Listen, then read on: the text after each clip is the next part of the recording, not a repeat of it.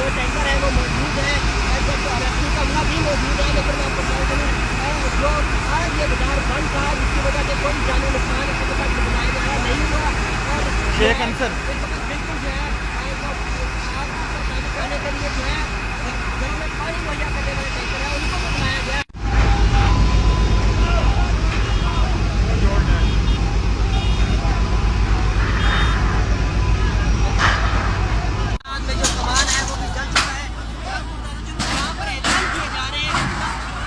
भाई हेलो, आग इधर आ रही, नीचे उतार इसको भी।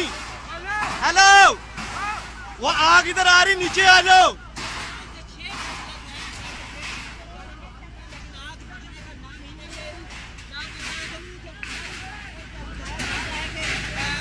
पूरा करकट में आग लगाई गई थी, लेकिन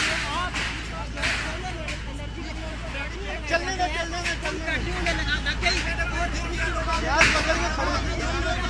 आग भड़की और ये शुरू में भी बताया गया, लेकिन ये आग इतनी शदीद हो चुकी है कि इसको 1 घंटा गुजरने के बाद भी शायद जो है नहीं जान 5 से 6 गाड़ी पीछे।